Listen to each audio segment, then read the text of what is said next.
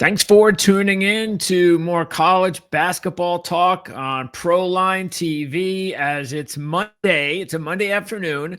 We're about 4 hours away from more college basketball tournament championship action. Matter of fact, both games are on at the same time. The Sun Belt Championship and the Southern Championship will air at 7 o'clock, probably ESPN and ESPN2 will have the coverage. And we're here to give you the latest on both. Jim Feist, of course, joining me as always. And Jim, this is going to be a hell of a busy week. Sleep is not an option this week. We got to put the sleep off till next week. Absolutely, even though it probably won't happen until the games start, because next week we're going to have our championship NCAA tournament bracket special on Sunday night.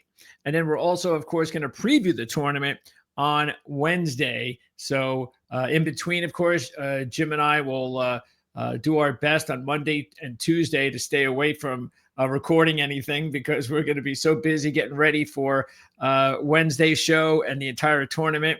But there's still a hell of a lot going on here on the channel other than college basketball. So don't forget that. Golf tomorrow. Matter of fact, hockey tonight. We're going to talk about the trade deadline. So we do have some hockey coverage later tonight with Kevin Rogers and Jan Levine. And then we also, of course, will have our horse racing coverage, our NASCAR coverage, our F1 coverage, and everything else going on here on Proline TV. So, Jim, let's get right into it and talk about, you tell me, which one do you want to tackle first, the Sun Belt or the Southern? You pick. All right, let's go with the Sun Belt. Where you want to go? You've got the 3rd seed Troy against the 4th seed Arkansas State Red Wolves. Arkansas State, that line is now, looks like it was about 1.5 when I saw it early today. It's now moved up to about 2.5, I believe. Is that correct? Yeah, you're talking, there's no real heavyweights involved in this, but Arkansas State getting a little bit of love. Yeah, well, these are, I'll tell you right now, either one of these teams is capable of winning a first game in the tournament. Arkansas State, they've had a nice transformation in year 2 under their head coach, and that could be the difference in this game. Even though Arkansas State is having a nice go at it with their young coach who's only been coaching for 2 years, Troy's head coach, Scott Cross, has been a head coach in college basketball for 18 years, including 6 years here with Troy. So you might have a little bit of a coaching edge. And I tell you what, even though Arkansas State, Jim, has a lot going for them, I mean, they're a fast-paced team. They have 5 players averaging over 9 points a game, and they all contribute, by the way, led by Taryn Todd, who averages 15, 4, and 3. Troy is more of a defensive team. So you've got the fast-paced Arkansas team. You've got a more defensive team in Troy. They have one guy that they really lead on, even though they have 3 players that average over 9 points a game. That's Tate and Conaway. Both of these teams, by the way, won on the road against each other this season. So the road team in the series is 2-0, straight up and against the spread on the season. And Troy won both conference tournament games by 16 or more as favorites. So they got a little bit of a break. They didn't have to play any top teams. But Arkansas State, they won both of their conference tournament games by just 3 points because they had to take on the number 1 seed and the number 5 seed, while Troy had to take on the number 3 seed and the number 10 seed.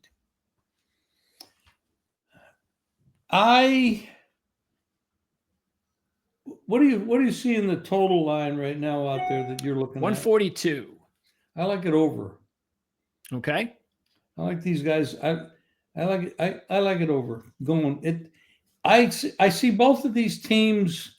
I can see why Arkansas State's a slight favorite when you do the numbers over the season, over the last 8, the last 4, and maybe a little bit when you look at the strength of schedule. But, they just played 79. Then the other. Yeah, Troy had a little bit lighter workout getting into this. Yeah. And that's probably the reason you're seeing the number go that direction. But And remember, last night's matchup in the Summit, St. Thomas had the same thing. St. Thomas went into the championship game. They had won both of their games easy over pretty weak teams. Omaha had a tough one in their semifinal, and they blew out a really good seed to get into the championship game. So Omaha had faced a tougher team. St. Thomas had faced the easy teams, similar to what we're seeing here with Arkansas State and Troy. Not saying the result's going to be the same, but that is just something similar. well, the Omaha issue that was a strange. Omaha was already in the big dance because St. Thomas couldn't go because of the transfer rule coming into the Division I and everything. So they weren't going no matter if they won the game or not. They could win the conference tournament, and that's what was up for grabs. But Omaha, they didn't lay down. They came in there to win that game, win the conference tournament, and still go on to the big dance. And I take my hat off to them. They didn't lay down. They didn't over-celebrate because they were already in. So a lot of people thought, St. Thomas is going to win this because this is their final game, and Omaha's got more to think about. Didn't work out that way. Yeah, the big edge they had, motivation, I'm sure the coach had going for him was that one of the bracketologists believes that Omaha going into the game could have been a 16 seed had they lost. But if they won, would be a 15 seed. And that is a big difference because 16 seeds just don't win. That means you got to face a number 1 seed in the tournament. So a little bit, if that's the motivation, I like it. Meanwhile, in this matchup, as I said, that's why I wanted to put that connection there with the way that both of these teams have reached this point. Troy, if you look at it, I mean, like I said, they're a very good defensive team. The one thing Arkansas State has going for them, they're really good on the glass. They're the 5th ranked team in college basketball in rebounds per game. But other than that, there are some good things to like about Troy. Like I said, they're very well coached. They have not been to the big dance since 2017. Arkansas State has not received a bid winning a championship in the Sun Belt since 1999. So this is a long drought that Arkansas State is trying to overcome. And who are you going to go with here, Jim? I like the over. Okay. As far as the game is concerned, I think it's going to be tight. It's going to go right down to the edge. And what number are you seeing? Well, now it's 2. You see, it's going to be popping up and down all day, probably. Well, but it's still a good money line play if you want Arkansas State because it should only be around minus 130 or such. Well, if I was playing Arkansas State, it would be money line. If I was playing Troy, I'm taking the 2. I'm going to try to find a 2.5 and buy it to 3. Yeah, on my sports book, Troy is 2 minus 105, and you can get Arkansas State at minus 140 on the money line. I wouldn't lay 140 on what I think should be almost a pick'em game, but I give them the edge to win. But if they won by 3, I'd be surprised. If it's a 1 or 2 point game, it's going to be, and I really think they're going to go up and down the floor. Well, again, that the thing is I'm just going to say again, I'm not a totals guy, but if they're able to go up and down the floor, then I think that's going to be a big edge for Arkansas State. So, Troy's the defensive team. They don't want this to be a high scoring game. So, maybe that's the way you look at it. But again, I liked Arkansas State the one reason I liked Arkansas State when this tournament began is don't forget they beat Memphis this year. Yeah. And they also only lost by 9 points at Alabama. That's really impressive. Those 2 games. Troy does not have any non-conference games like that. Well, they played Houston and lost by 20. Yeah. They lost by 20 to Oregon. Yeah. So they don't have anything to hang their hat on. They lost by a ton to Arkansas. So that's why I kind of like Arkansas State still. That's a long time ago. So yeah. Teams change from November to now. They have covered 5 in a row, and they've gone over the total 5 out of 6. Yeah, and Sun Belt is also, Troy is also a team that they do have several new players, like a lot of teams, to help them out. But they're also a very deep team, so that's the one thing. They don't like have those top scoring threats like Arkansas State. They're more well balanced. Anyway, look, it's going to be tough. If you put a gun to my head, I'm taking Troy +3 and over. Yeah, but I don't know if we're going to get 3. So okay, let's go to the Southern, and we've got Wofford and Furman. Now you have the 5 seed Furman against the 6 seed Wofford. So a lot of crazy stuff happening in the Southern. In order for Wofford to get here, they had to upset number 3 seed East Tennessee State by 12.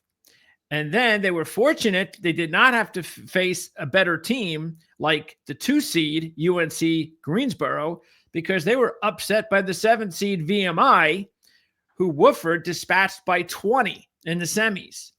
So after a really good, impressive win over the 3 seed East Tennessee State, they got a break to face VMI in the semis.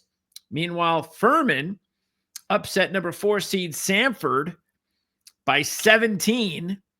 And then they had a really good overtime matchup yesterday with Chattanooga, the number 1 seed, the best team in the conference. They were on a 13-game winning streak, and Furman beat them in overtime by 3. So Furman definitely has the edge there. And there's another edge Furman has. 25-8. Wofford 18-15. And I checked the strength of schedule. Not that different. So that means that Furman, yes, the standings say they were close, but the teams itself, if you just look at their non-conference resumes, Furman was just a better team, winning 7 more games in the regular season. The 2 teams, by the way, similar to the Sun Belt, the road team won both games in the series.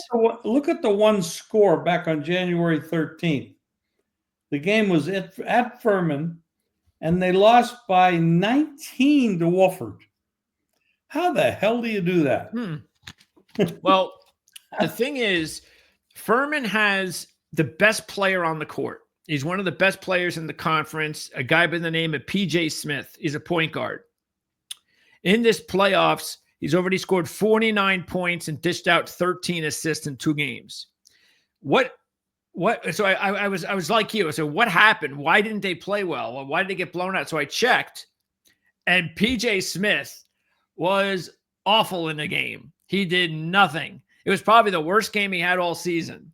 And they're not going to get that PJ Smith tonight. That's for sure.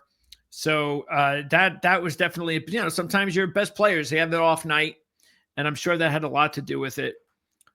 So that was a big one. Now, both of these teams are red hot from behind the arc.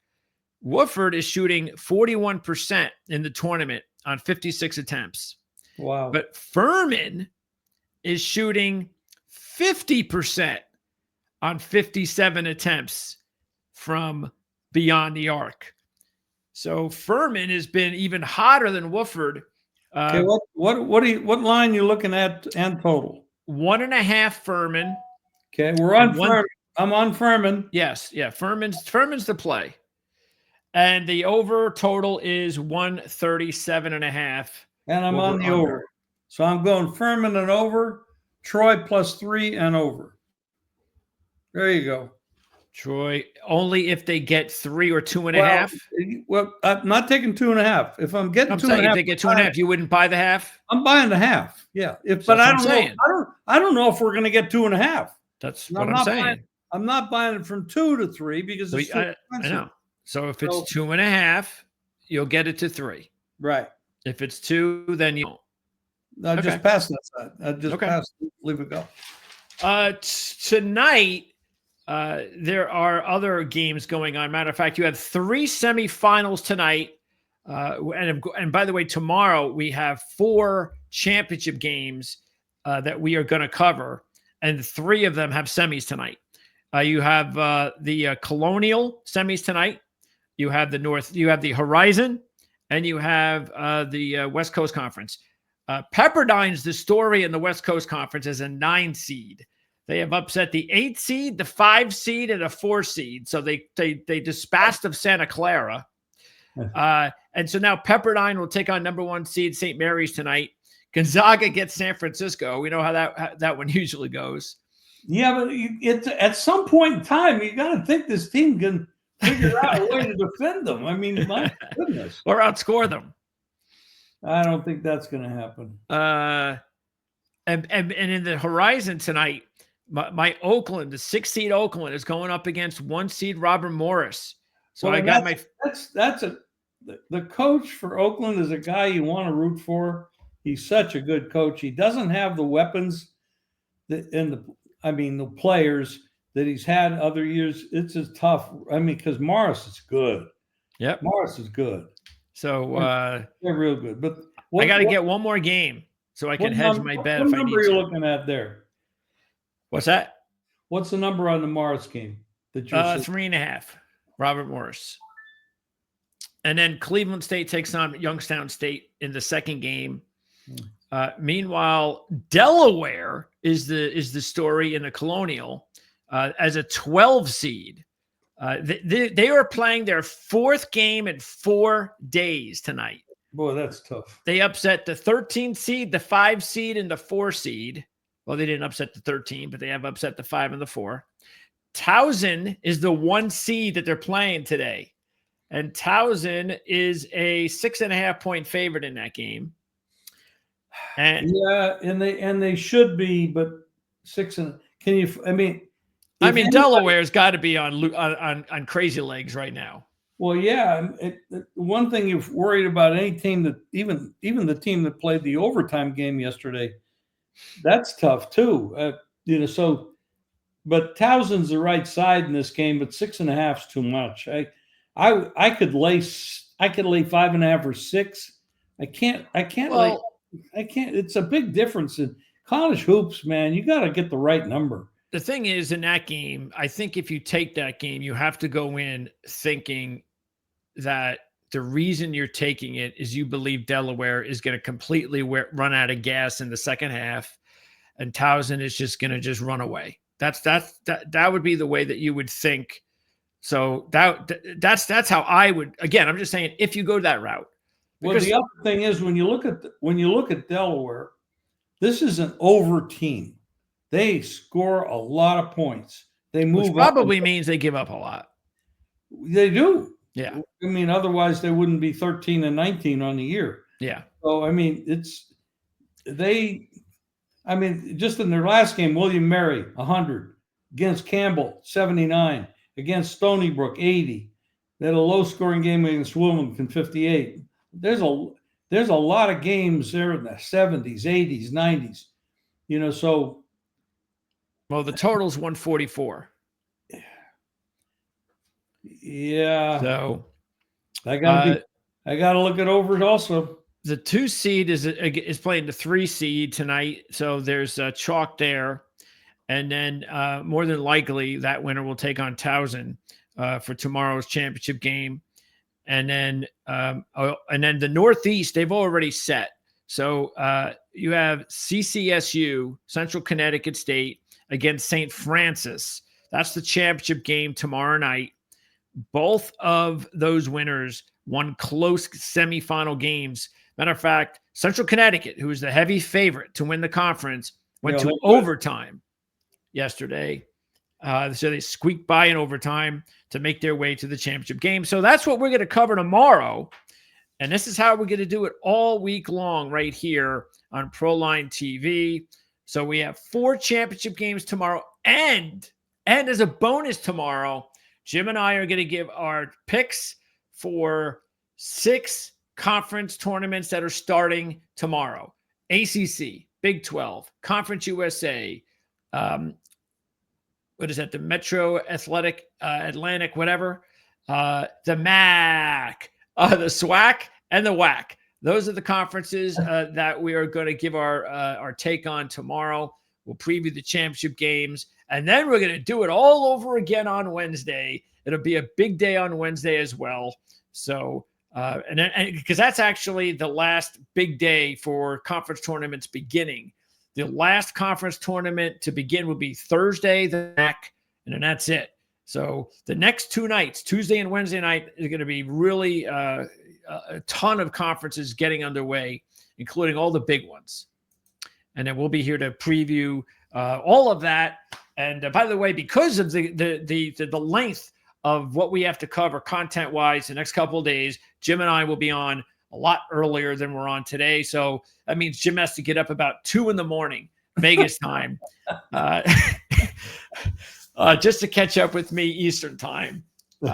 And don't forget to check us out. By the way, tomorrow, I should remind everybody about this. Tomorrow, we're a day early on Playbook ATS podcast. So we air our show tomorrow, which means a lot of what we're going to do on the Playbook show, I'm sure a lot of why we're doing it is Tuesday is we want to get ahead of all these big conference tournament games. So we're going to have a lot of insight, predictions, sort of like what we do here. But we're going to have a bunch of other handicappers, of course, give their take. Mark Lawrence, Andy Isco, Tony Mejia.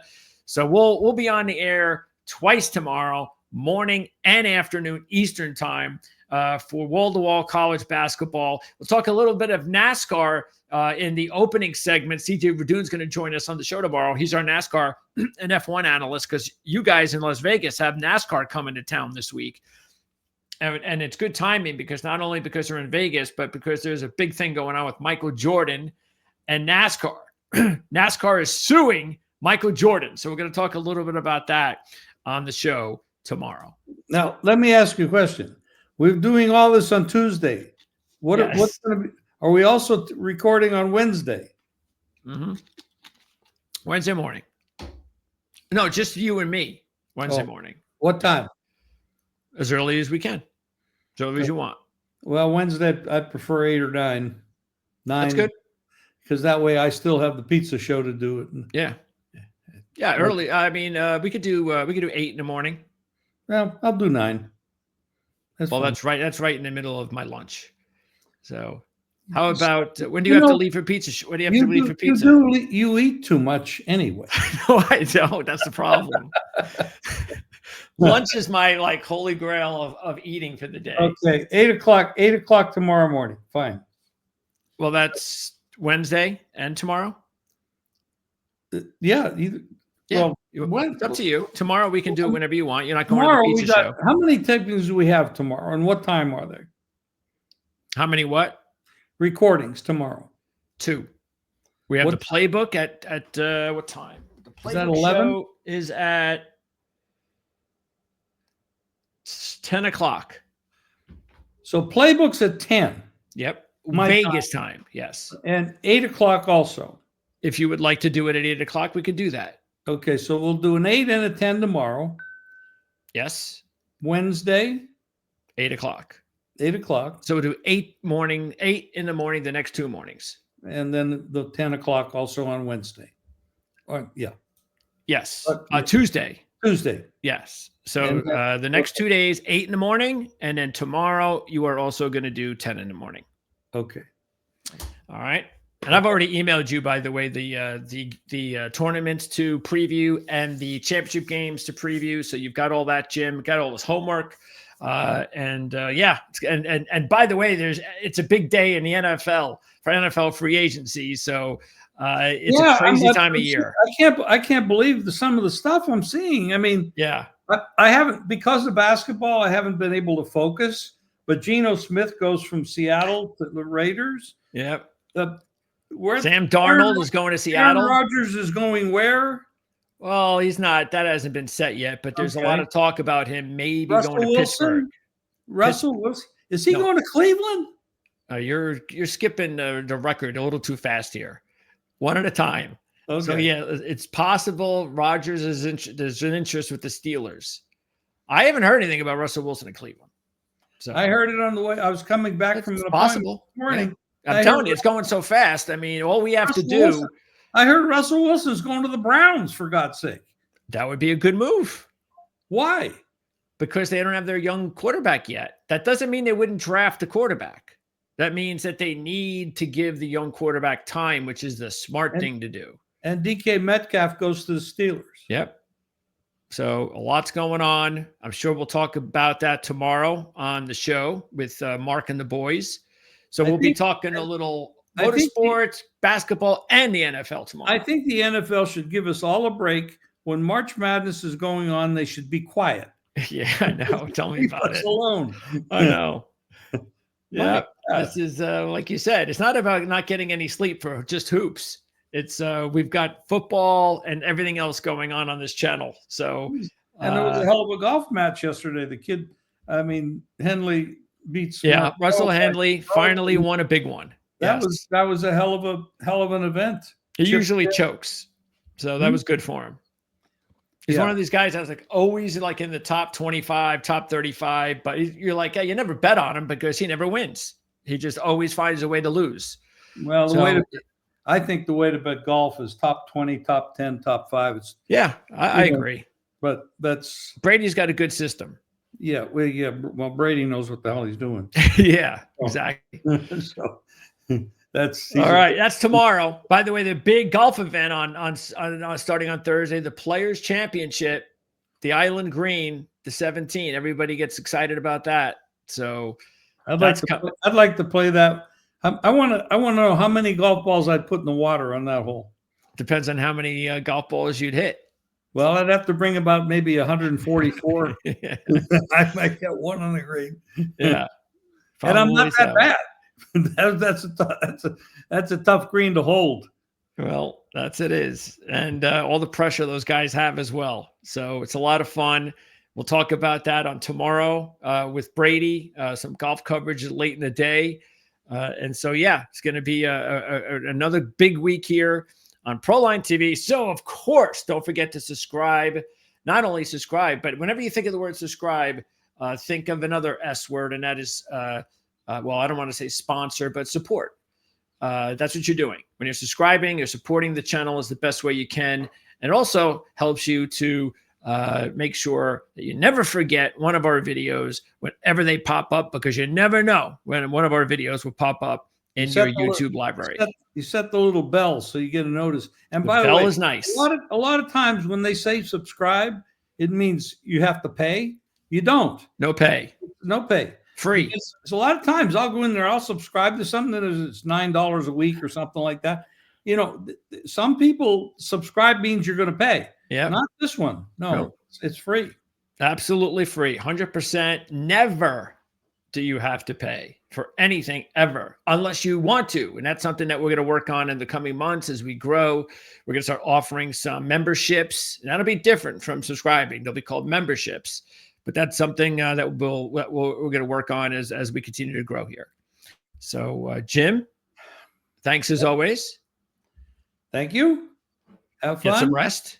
Go get some lunch. I know you. No, it's already past my lunch. I've already eaten. Well, all you do is think about eating. So I already had my Ritz crackers for dessert. It's my snack. Okay. Yeah, because dinner's in a couple hours. So that's right. It's 3:30 there. Yes, I have to have my dinner at about 5-6 o'clock, because tonight I got to be ready to go for the hockey coverage tonight. Don't forget that. We have our NHL trade deadline recap show with Kevin Rogers and Jan Levine. So that's coming up tonight. So I got to get ready for that too. Jan Levine is former Jan. Jan is with RotoWire, actually. He covers the New York Rangers. Okay. And he's been a fantasy hockey writer. He also works for the Hockey News. So, Jan does a great job covering hockey. Kevin does a great job handicapping hockey. The great golfer, the female golfer, Jan. Jan Stevenson. Right. Okay. Yeah, she's a Hall of Famer. Yes. Yeah, we'll get her on this show. I told Jan, I said, Jan, just wait, because she is so busy and she's still trying to play, which is crazy. But I didn't know she was still playing. Yeah, not on the regular tour, of course, but yeah, they have those tours, like the men do, this Champions tours. So she gets to play, several times a year. So whenever she's healthy and all that. So yeah, we've been trying to do so many things. They just said, Jan, just wait until I'm ready to call on you. Because I don't want her to continue to put in all this time and effort. And it's tough. Golf is not an easy sport to promote on YouTube. It's really difficult. But as we grow, then trust me, we have so many different, like Jan Stevenson, so many different ways that we will be able to go out and grab people who are interested in joining our channel. But we have to pick our spots to when we bring them in. And Jan is definitely someone that's going to be on board once we start to grow a little bit, especially with our golf coverage. So, okay. All right, Jim. Thank you. Care. I'll see you in the morning. Thank you. See you then. Bye-bye.